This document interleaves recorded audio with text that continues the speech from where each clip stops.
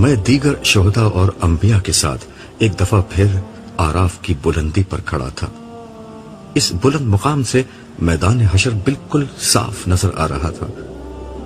تا حد نظر وسیع میدان میں لوگوں کو 2 گروہوں میں جمع کر دیا گیا تھا۔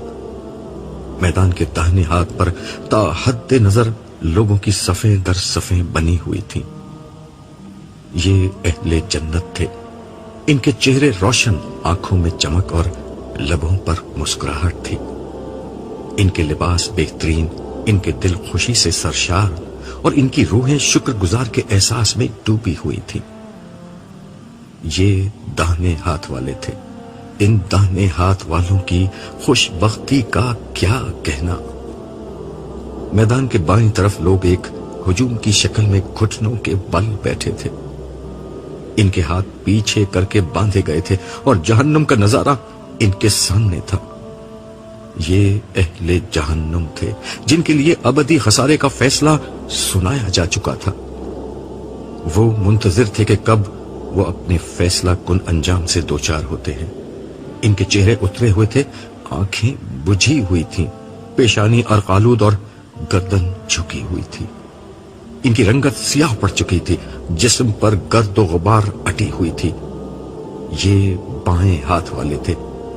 ان بائیں ہاتھ والوں کی بدبختی کا کیا کہنا تھا۔ سامنے عرش الہی تھا، اس کے جلال و جمال کا کیا کہنا۔ عرش کے اطراف صف در صف فرشتے کھڑے ہوئے تھے۔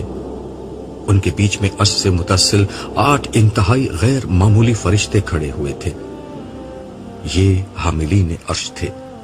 فرشتوں کی زبان پر حمد و تسبیح کے الفاظ جاری تھے، جبکہ عرش کے پیچھے قدر بلندی پر جنت و جہنم دونوں کا نظارہ واضح طور پر نظر آ رہا تھا۔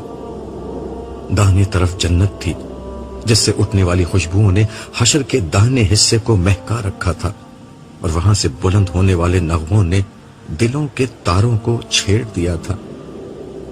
جنت کی بستی کے حسین ترین مرغزار، سبززار باغیچے، محلات، نہریں، خدام واضح طور پر نظر آ رہے تھے۔ اس جنت کا منظر ہر شخص کی نگاہوں کو للچا رہا تھا۔ اہل جنت اپنی خوش نصیبی پر رش کرتے اس جنت کی آرزو دل میں لیے ایک دوسرے کے ساتھ خوش گپیاں کر رہے تھے۔ دوسری طرف جہنم کا انتہائی بھیانک نظارہ عرش کے الٹی طرف نمایاں تھا۔ آگ کے شعلے سانپ کی زبان کی طرح بار بار لپک رہے تھے۔ جہنم میں دیے جانے والے مختلف قسم کے عذابوں کا نظارہ دلوں کو ہلا رہا تھا۔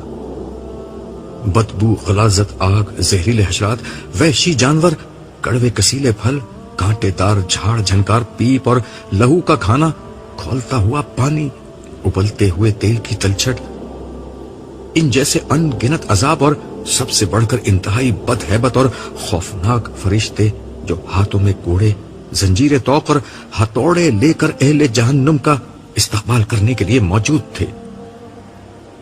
اہل جہنم کی بدحالی پہلے ہی کچھ کم نہ تھی کہ اب جہنم کو انہوں نے آنکھوں سے دیکھ لیا تھا۔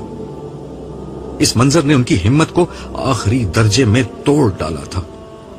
وہ وحشت زدہ نظروں سے یہ منظر دیکھ رہے تھے۔ ان میں سے ہر شخص کی سب سے بڑی خواہش یہ تھی کہ کسی طرح ان کی موت کا فیصلہ سنا دیا جائے، مگر افسوس کہ جہنم میں ہر عذاب تھا سوائے موت کے، کیونکہ اہل جہنم کے لیے موت سب سے بڑی راحت تھی، لیکن جہنم مقام عذاب تھا، مقام راحت نہیں۔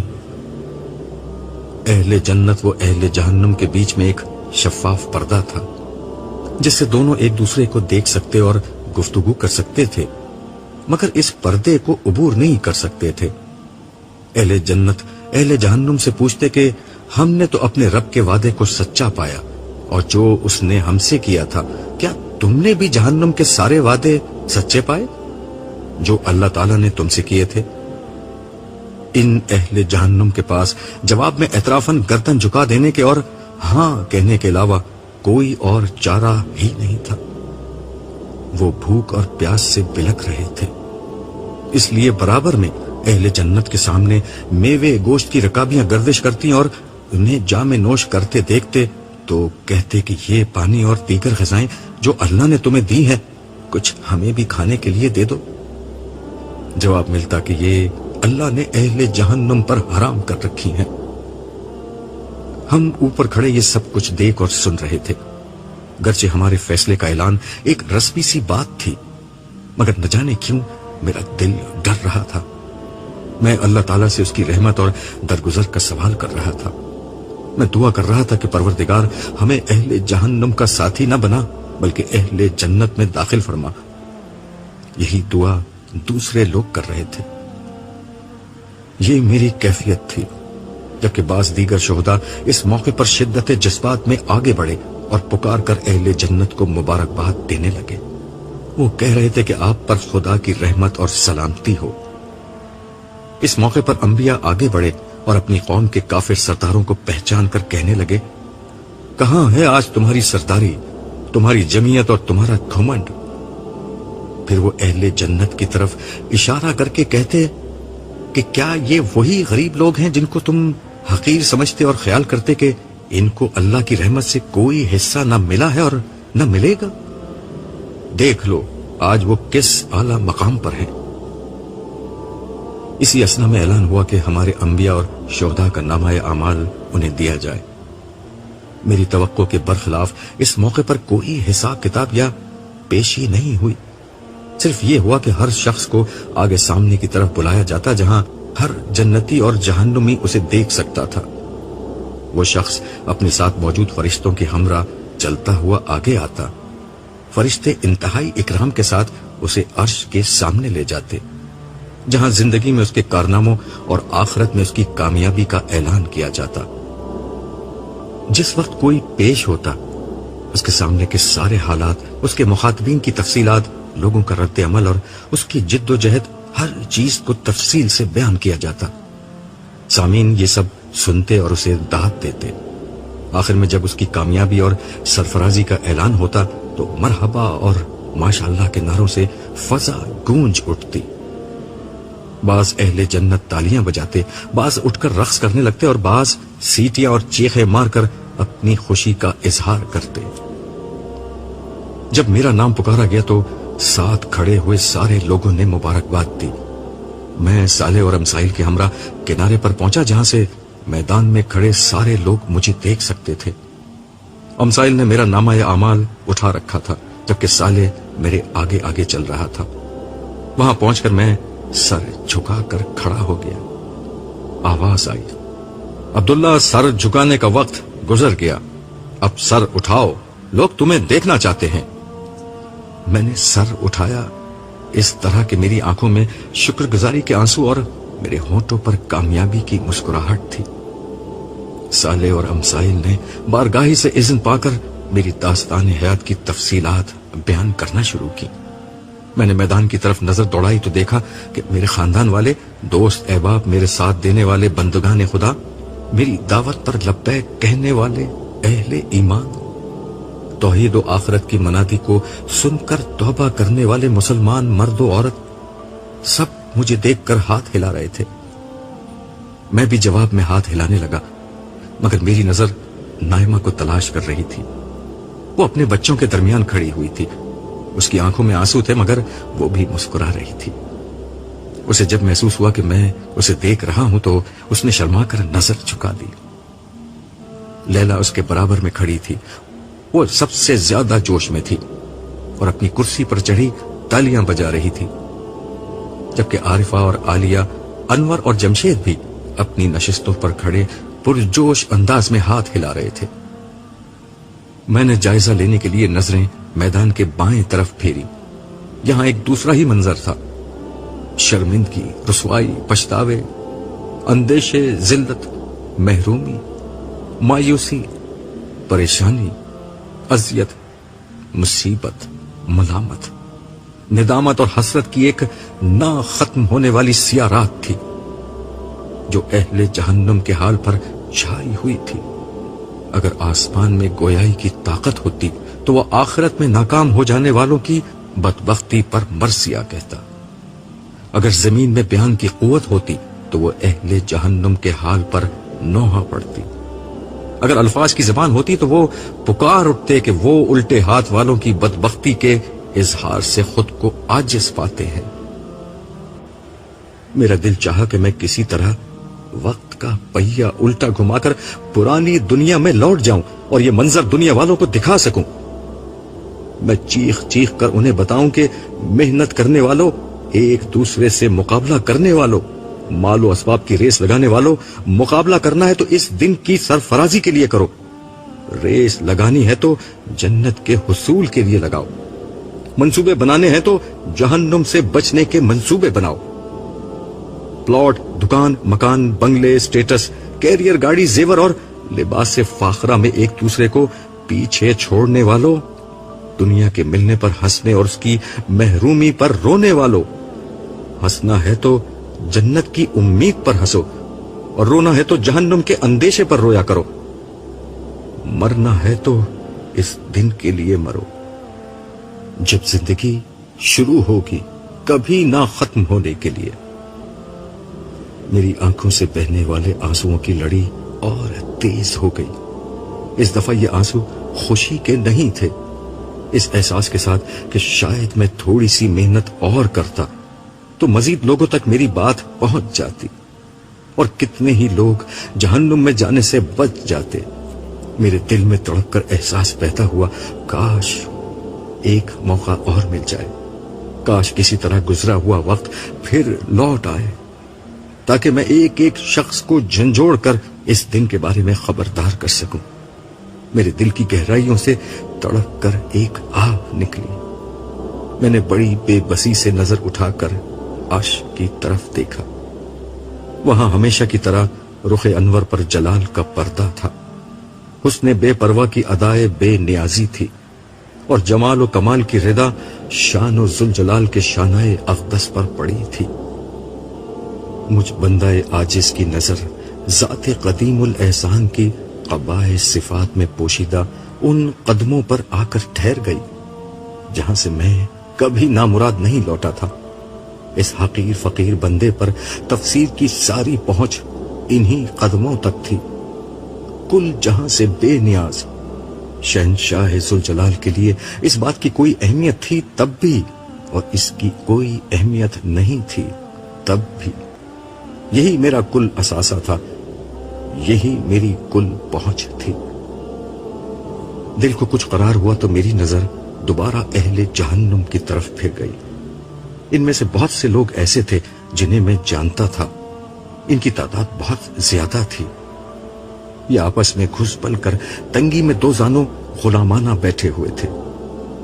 یہ لوگ نظر نہیں ملا رہے تھے، بلکہ بہت سو نے تو پیٹھ پھیر لی تھی، اس لیے میں اپنے جاننے والے زیادہ لوگوں کو وہاں نہیں دیکھ سکا، لیکن ان کو دیکھ کر اس نعمت کا احساس ہوا کہ کس طرح اللہ تعالیٰ نے مجھے اپنے فضل و کرم سے اس برے انجام سے بچا لیا۔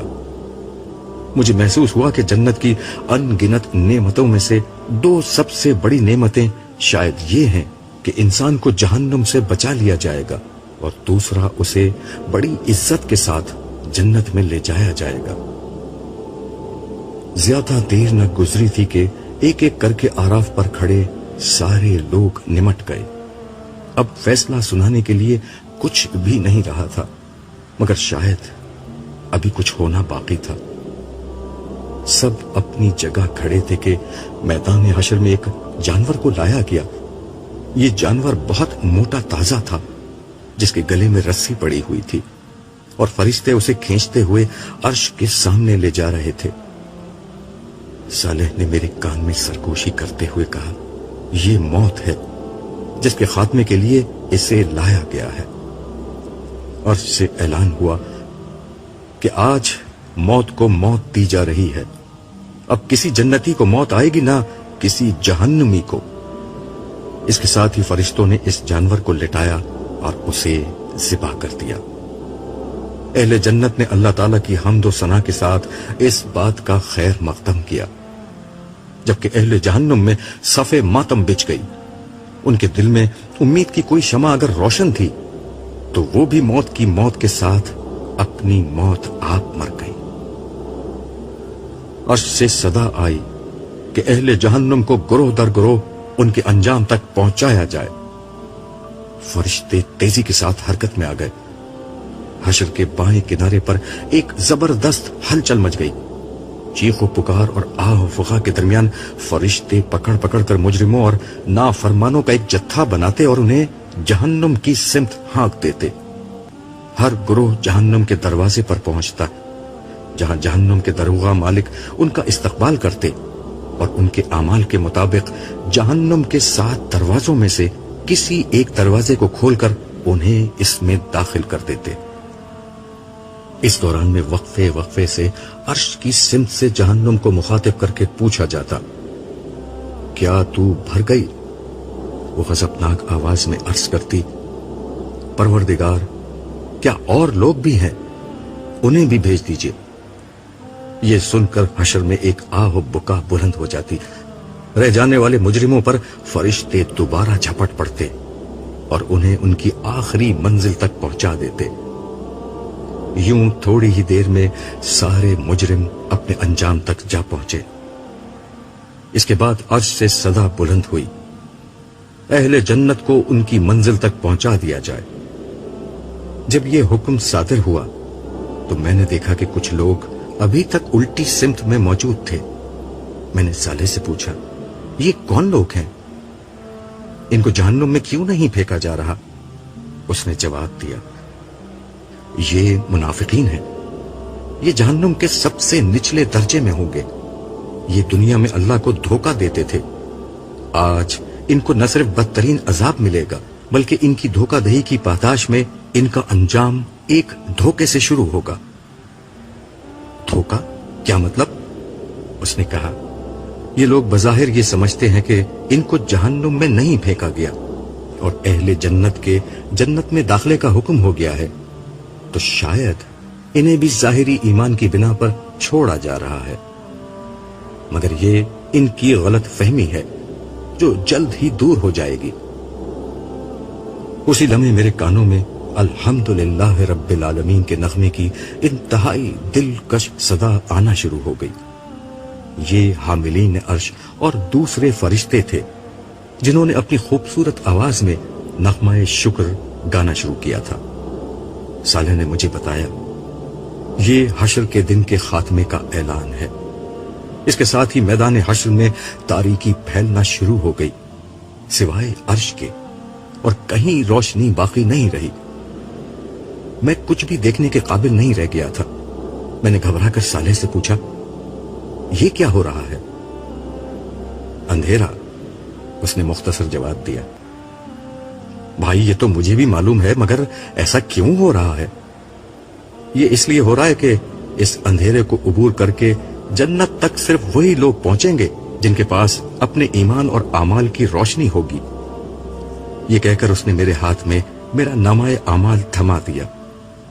اس میں ایک عجیب سی روشنی تھی جس کی بنا پر میری آنکھیں دوبارہ روشن ہو گئی اور میں اندھیرے میں واضح طور پر دیکھنے کے قابل ہو گیا.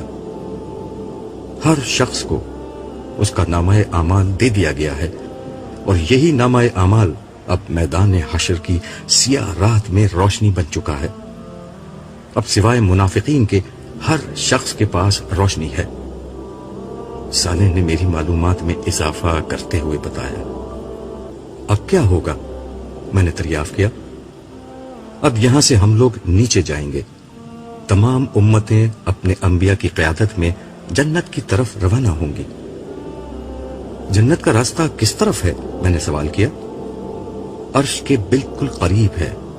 عرش کے پیچھے دانے ہاتھ کی سمت جہاں آسمان پر جنت کا نظارہ نظر آ رہا تھا، وہیں سے جنت کا راستہ ہے. مگر یہ راستہ جہنم کی کھائی کے اوپر سے گزرتا ہے جہاں ہر سمت اندھیرا ہے. جس کے پاس جتنی زیادہ روشنی ہے وہ اتنی ہی آسانی اور تیزی سے جہنم کے اوپر سے گزر جائے گا. اس کا مطلب ہے کہ ایک امتحان ابھی مزید باقی ہے. نہیں، یہ امتحان نہیں، دنیا کی زندگی کی تمثیل ہے. جو جتنا زیادہ خدا کا وفادار اور اطاعت گزار رہا اور زندگی کے پل صراط پر استقامت اور یکسوئی کے ساتھ خدا کی سمت بڑھتا رہا، وہ اتنی ہی آسانی اور تیزی سے جنت کی سمت بڑھے گا. لیکن ہلکے یا تیز سارے داہنے ہاتھ والے یہاں سے گزر جائیں گے، سوائے منافقین کے جو ایمان و عمل کی روشنی کے بغیر اس کھائی کو پار کرنے کی کوشش کریں گے اور جہنم کے سب سے نچلے گڑھے میں جا گریں گے، جہاں انہیں بدترین عذاب دیا جائے گا۔ میرے گھر والے کیا میرے ساتھ ہوں گے؟ میں نے سوال کیا۔ آج یہ آخری سفر سب کو تنہا طے کرنا ہے، صالح نے تو ٹوک جواب دیا۔ پھر گروہ در گروہ جنت میں جانے والی بات کا کیا ہوا؟ میں نے سوال اٹھایا۔ گروہ در گروہ کا مطلب یہ ہے کہ ہر امت اپنے نبی کی سربراہی میں جنت کے دروازے تک پہنچے گی، مگر جنت میں داخلہ فردن فردن اپنے ذاتی اعمال کی بنیاد پر ہوگا۔ پھر اس نے قدر توقف کے بعد پوچھا، کیا تم ابھی بھی کوئی تماشا دیکھنے میں دلچسپی رکھتے ہو؟ میرے ہاں کہنے سے قبل ہی وہ مجھے لے کر تیزی سے آگے بڑھ گیا، یہاں تک کہ ہم ایک ایسی جگہ آ گئے جہاں لوگوں کے پاس بے حد تیز روشنی تھی۔ ان کی روشنی ان کے آگے آگے اور دائیں سمت میں ان کے ساتھ ساتھ چل رہی تھی۔ وہ بلند آواز سے کہہ رہے تھے کہ اے ہمارے رب، ہمارے نور کو پورا رکھیو اور ہمیں معاف کر دے، تو ہر چیز پر قادر ہے۔ میں صالح سے کچھ پوچھے بغیر ان لوگوں کو پہچان گیا۔ یہ صحابہ کرام تھے، ان سب سے آگے رسول اللہ صلی اللہ علیہ وسلم تھے، جن کی ذات سراپا نور بنی ہوئی تھی۔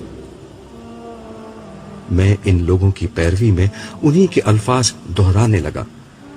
یہ وہ قرآنی دعا تھی جو میں زندگی بھر پڑھتا رہا تھا، لیکن اس دعا کو پڑھنے کا اصل وقت اب آیا تھا۔ ہم اسی طرح چل رہے تھے کہ صالح نے کہا، اب تماشا دیکھو۔ اس کے ساتھ ہی میں نے دیکھا کچھ لوگ دوڑتے گرتے پڑتے صحابہ کرام کے پاس آئے، مگر ان کے پاس کوئی روشنی نہیں تھی۔ انہوں نے آتے ہی دہائی دینا شروع کر دی کہ ہمیں بھی اپنی روشنی میں سے تھوڑا سا حصہ دے دو۔ صحابہ میں سے بعض نے اپنے پیچھے میدان حشر کے سیدھے ہاتھ کی طرف اشارہ کرتے ہوئے جواب دیا کہ ہم تو یہ روشنی پیچھے سے لے کر آئے ہیں، تم بھی پیچھے لوٹو اور وہاں سے روشنی لے لو۔ یہ سن کر سارے منافقین جلدی سے اس سمت بھاگے، مگر جیسے ہی انہوں نے داہنے طرف جانے کی کوشش کی، انہیں معلوم ہوا کہ یہاں تو ایک دیوار موجود ہے۔ اس دیوار میں بعض مقامات پر دروازے بنے ہوئے تھے جن پر فرشتے تعینات تھے۔ ان لوگوں نے ان دروازوں سے اندر جانے کی کوشش کی، لیکن فرشتوں نے انہیں مار مار کر وہاں سے بھگا دیا۔ ان کے پاس روشنی حاصل کرنے کی کوئی شکل نہیں رہی، چنانچہ وہ دوبارہ لوٹ کر صحابہ کرام کے پاس واپس آ گئے اور ان سے کہنے لگے، دیکھیے ہم بھی مسلمان ہیں اور دنیا میں آپ کے ساتھ ہی تھے، آپ کو تو معلوم ہے، ہماری روشنی کے لیے آپ کچھ کیجیے۔ جواب ملا، بے شک تم ہمارے ساتھ تھے، لیکن تم نے خود اپنے آپ کو فتنے میں ڈالا۔